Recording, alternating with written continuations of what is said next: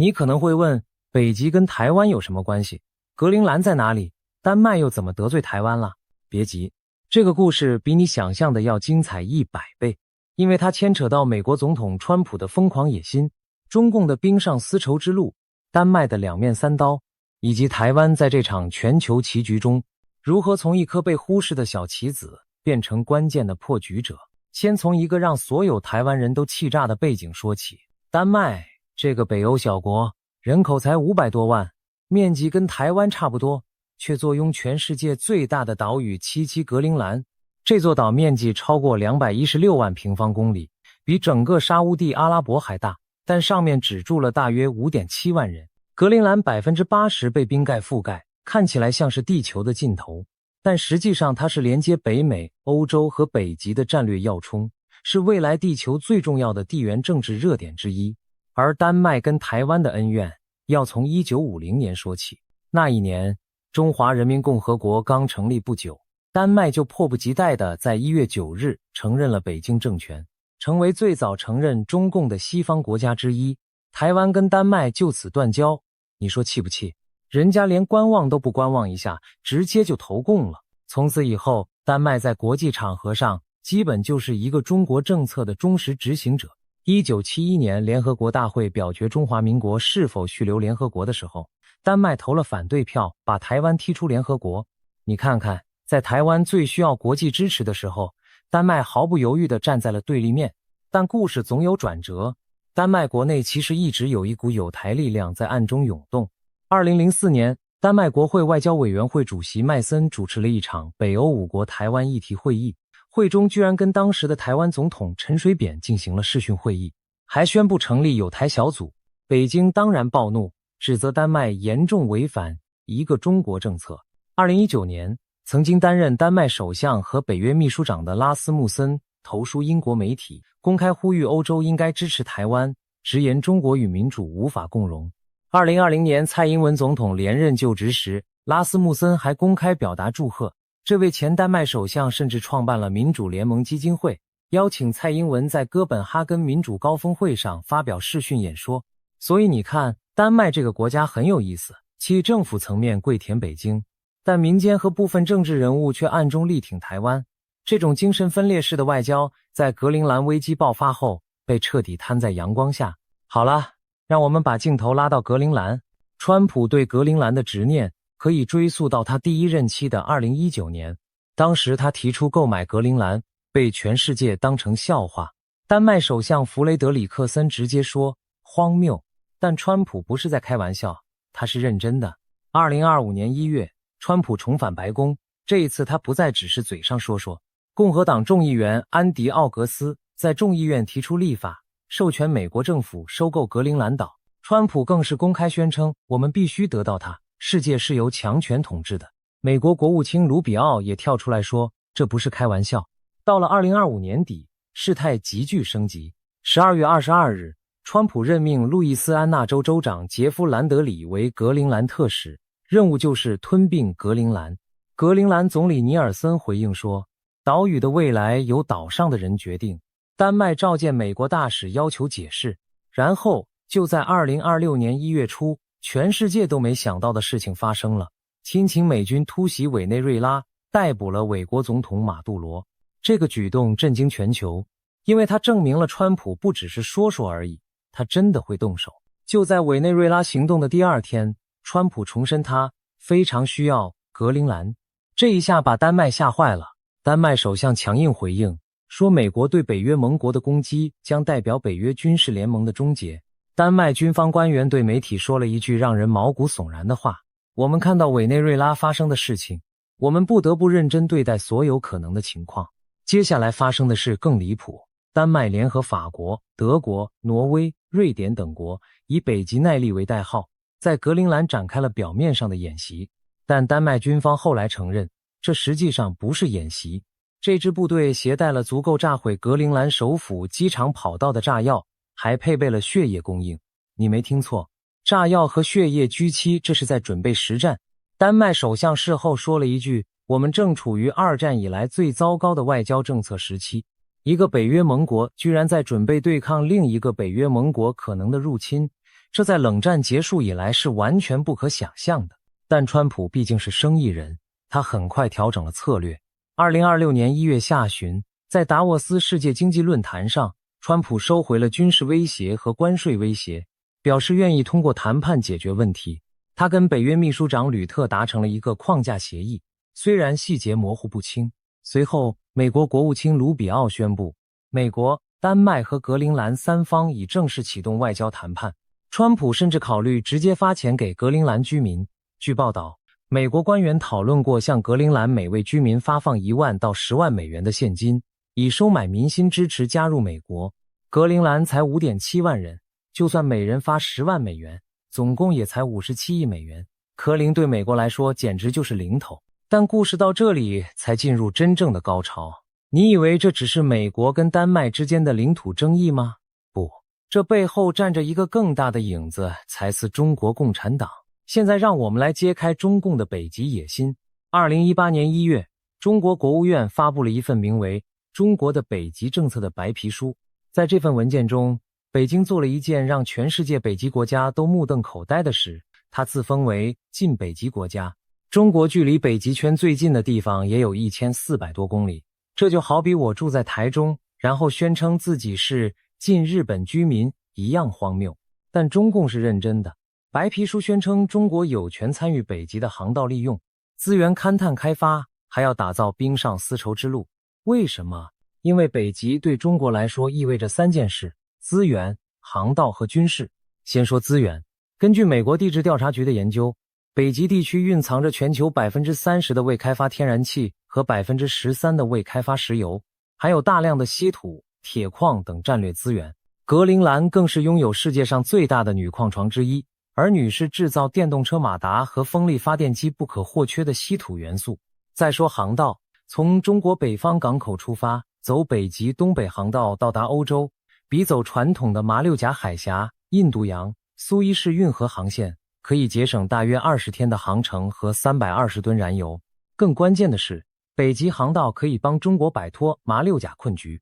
知其目前中国 80% 的石油进口都要经过马六甲海峡，一旦发生冲突，这条生命线随时可能被掐断。最后是军事，这才是最可怕的部分。中共正在研发新一代的096型唐级战略核潜艇，据报道可以搭载24枚潜射弹道飞弹，具备在极地冰层下发射的能力。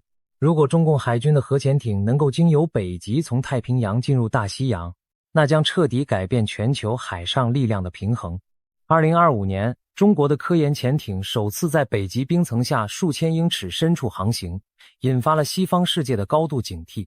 西方海洋战略专家指出，北京掌握北极航行技术，意味着中共核潜艇可能更靠近美国和北约的领土。美国国土安全部在2025年11月的报告中指出，中共在阿拉斯加附近的军用及科考船出现频率创下新高。你还记得中共在南海是怎么操作的吗？20年前，中共以科研之名启动了南海科考活动，然后从2013年开始，利用研究成果在南海建造人工岛屿，部署军事基地。现在同样的剧本正在北极重演，而格陵兰就是中共北极战略的关键拼图。早在2018年，中共就企图争取格陵兰的国际机场建设标案，想在那里建立一个北极基地，作为冰上丝绸之路的关键驿站。这件事引发了美国和丹麦的强烈关注，最终中共投标失败，但北京并没有放弃，它持续通过各种渠道渗透格陵兰的矿产和交通资源。川普声称格陵兰到处是俄罗斯和中国的船只，虽然丹麦外交大臣拉斯穆森否认了这一说法，但不可否认的是，中共在北极地区的活动确实在快速增长。中俄已经正式启动官方机制，推动北极航道合作开发。2024年，北极航道的运输货物量达到3800万吨的历史新高。你看到问题所在了吗？丹麦一边在1950年就急着承认中共把台湾一脚踢开，一边又无力阻止中共在自己的后院格陵兰搞渗透。丹麦的军队规模甚至比纽约警察局还小，根本没有能力独自保卫格陵兰。他既得罪了台湾，又挡不住中共，最后还把美国给惹毛了。这叫什么？这叫三面不是人。现在你可能会想，台湾在这场博弈中到底能扮演什么角色？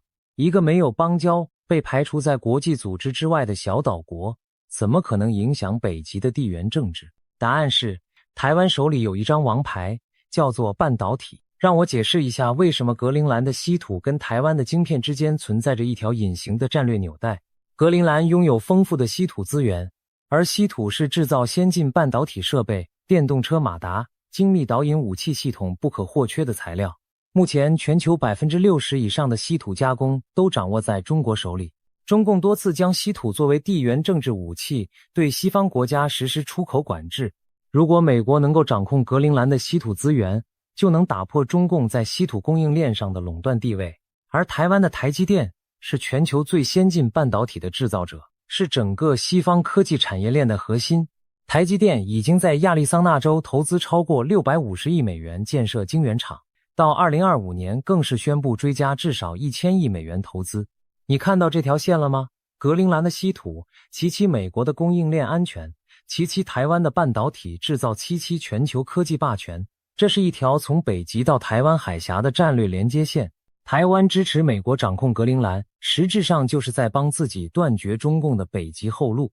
因为如果中共成功在北极建立战略存在，不仅能获得资源和航道优势，更能从北方威胁美国本土。到那个时候，美国就必须分散力量去应对北极方向的威胁，对台海的安全承诺自然就会打折扣。反过来说，如果美国成功锁定格陵兰，强化了北极防线，它就能把更多注意力集中在印太地区，保护台湾。这就是为什么台湾在这场博弈中不能置身事外的原因。让我们从更高的视角来看这盘棋。2026年的世界正在经历冷战结束以来最剧烈的地缘政治重组。川普政府的战略思维可以用4个字概括：进者优先。他先拿下巴拿马运河的控制权问题，然后突袭委内瑞拉，搞定西半球的安全隐患，接着把矛头指向格陵兰，意图封锁北极。这一连串动作的战略逻辑非常清晰。在跟中共进行最终对决之前，先把美国的后院和屋顶全部锁死。巴拿马运河是后门，委内瑞拉是后院，格陵兰就是屋顶。只有把这3个方向都搞定了，美国才能腾出手来全力应对印太方向的中共威胁。而台湾恰恰就站在这个印太最终对决的最前线。台湾国防安全研究院的研究员沈明世分析得很到位，北极对美国来讲非常重要，需要一个战略前哨，那就是格陵兰。美国若在当地部署更多军事基地、雷达和武器系统，就可以有效监控中俄动态，强化前沿防御能力。而格陵兰上已经有一座美国的军事设施——茨奇皮图菲克太空基地，也就是原来的图勒空军基地。这座基地部署了 F-35战机，功能涵盖弹道飞弹预警和太空监测。川普政府想要的就是在这个基础上大幅扩大军事存在，把格陵兰打造成美国金琼飞弹防御系统在北极的支撑点。你想想看，如果中共的核潜艇想要穿越北极冰盖威胁美国东岸，它必须经过格陵兰周边的海域。美国在格陵兰的军事存在越强大，中共的北极战略就越难施展。这就是为什么川普说，如果我们不这样做，俄罗斯或中国就会占领格陵兰。再来看看北极航道对中共的意义。目前中俄已经开通了北极快线等物流线路，每年7月到10月可以通航。从江苏连云港到丹麦，走东北航道只需25天，比传统航线节省12天。中共还喊出了2030年要成为极地强国的口号。但如果美国掌控了格陵兰，就等于在北极航道的关键节点上定下了一颗钉子。格陵兰的地理位置太重要了，吃科它位于北美、欧洲和北极的交汇点，任何想要利用北极航道的国家都绕不开格陵兰周边的水域。现在让我们回到丹麦的困境。丹麦的处境其实非常尴尬，它名义上是格陵兰的宗主国，但每年要向格陵兰提供大约54亿丹麦克朗的援助，占格陵兰生产总值的 20% 以上。格陵兰高度依赖丹麦的财政支持，但岛上的政治势力越来越倾向独立。2025年3月的议会选举中，主张渐进独立的中间偏右政党民主党胜出，其领袖尼尔森明确表示，我们不是美国人，也不想永远当丹麦人。也就是说，丹麦面临的是一个3重困局。第一，格陵兰人想独立，不想继续当丹麦的附属。第二，美国虎视眈眈，随时可能用经济手段或政治手段把格陵兰抢走。第三，中共在暗中渗透，试图在格陵兰建立影响力。丹麦的军事实力根本不足以独自保卫格陵兰，他的现役军队规模甚至比纽约警察局还小。如果没有美国在1951年签订的防御条约，丹麦连基本的格陵兰防务都维持不了。讽刺的是，丹麦一边依赖美国保护格陵兰，一边又在跟美国较劲，不愿意让渡更多主权，一边早早承认中共得罪了台湾，一边又担心中共在格陵兰搞渗透，一边说格陵兰不卖，一边又挡不住格陵兰人自己想独立。这就是小国在大国博弈中的宿命临棋。你以为你可以左右逢源，实际上你只是被左右夹击。而台湾看似在这场博弈中是个局外人，实际上却是一个被低估的关键玩家。为什么这么说？因为台湾有3个独特的优势。第一，半导体王牌。台积电是全球先进晶片的最大制造商，美国的军事系统、人工智慧产业、太空科技全都离不开台积电的晶片。台湾透过半导体产业与美国形成了深度的战略互赖关系，台湾支持美国在格陵兰的布局，美国就更有动力保护台湾。第二，民主价值同盟。在全球民主与威权的对抗中，台湾是印太地区的民主灯塔。前丹麦首相拉斯穆森都公开说过，欧洲应该支持台湾，台湾可以利用这种价值认同，在格陵兰议题上与欧洲的友台力量结盟，共同对抗中共在北极的扩张。第三，斯匹茨卑尔根群岛条约。这个很多人可能不知道，但中华民国早在1925年就加入了斯匹茨卑尔根群岛条约。这个条约赋予缔约国在北极特定区域开展科研和商业活动的权利。虽然北京后来一直在利用这个条约做文章，但台湾作为原始缔约方之一，在北极事务上其实是有法律地位的。所以台湾的策略很清楚，力挺美国拿下格陵兰，就是在帮自己断中共的北极后路。让我把这盘棋的最终图景画给你看。如果美国成功在格陵兰建立更强大的军事存在，会发生什么？第一，中共的冰上丝绸之路将面临重大障碍，北极航道的关键节点被美国控制，中共想要利用这条航道绕开马六甲海峡的计划就会大打折扣。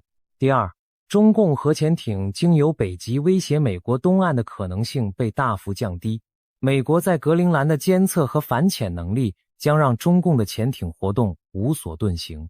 第三，格陵兰的稀土资源如果由美国主导开发，将打破中共在全球稀土供应链上的垄断，这对台湾的半导体产业和整个西方的科技产业都是重大利好。第四，美国在北极方向的安全压力减轻后，就能把更多战略资源投入印太地区，强化对台湾的安全保障。反过来，如果美国失败了，如果中共成功在北极建立了战略据点，那会怎么样？想象一下，中共的核潜艇可以从北极冰盖下直接威胁美国东岸，中共的破冰船队掌控着北极航道，中共的资本控制着格陵兰的稀土矿藏。到那个时候，美国将被迫在大西洋、太平洋和北冰洋3个方向同时应对中共的威胁，力量被严重分散。而在那种情况下，台湾海峡的安全还有几分把握？专家已经警告，台湾在2026年可能面临严峻的安全挑战。其北京的政治时钟正在滴答作响，加上国际格局的急剧变化，台海的安全窗口正在收窄。但如果我们换一个角度看，格陵兰问题恰恰给了台湾一个战略机遇，台湾可以用自己的方式帮助美国解决北极安全问题，常不是派军舰去北极，而是用半导体供应链、稀土加工技术、科研合作等软实力工具，让自己成为美国北极战略不可或缺的一环。你可能会觉得这听起来太遥远了，格陵兰跟台湾有什么关系？但地缘政治的本质就是牵一发而动全身。1962年古巴飞弹危机的时候，谁能想到加勒比海上一个小岛的飞弹部署，差点引发核战争。同样的道理，今天北极圈的一座冰封岛屿，可能决定了台湾海峡未来10年的安全走向。最后，让我们来做个总结。这场格陵兰大博弈，表面上是美国跟丹麦的领土争议，实际上是美国和中共在北极的战略对决。丹麦在1950年率先承认中共得罪了台湾，现在他又因为无力保卫格陵兰，在美中之间左右为难。而台湾这个被丹麦抛弃了70多年的岛屿国家，却手握半导体这张王牌，有能力在这场北极棋局中扮演关键角色。台湾力挺美国拿下格陵兰，不是为了报复丹麦当年的背叛，而是因为这完全符合台湾的国家利益。中共的北极后路被切断，台湾的安全就多一分保障。格陵兰的稀土不落入中共手中，台湾的半导体产业就少一个被掐脖子的风险。美国在北极的防线越稳固，他在台海投入的安全承诺就越可靠，这才是真正的大反击。可婷不是跟丹麦撕破脸，而是在全球地缘政治的棋盘上找到属于自己的位置，下出最有力的一步棋。北极的冰盖正在融化，新的航道正在开启，新的资源正在暴露，新的战线正在形成。在这个巨变的时代，台湾不能只盯着台湾海峡，更要把目光投向地球的顶端。台湾因为那里的每一块冰川融化，都可能改变台湾的命运。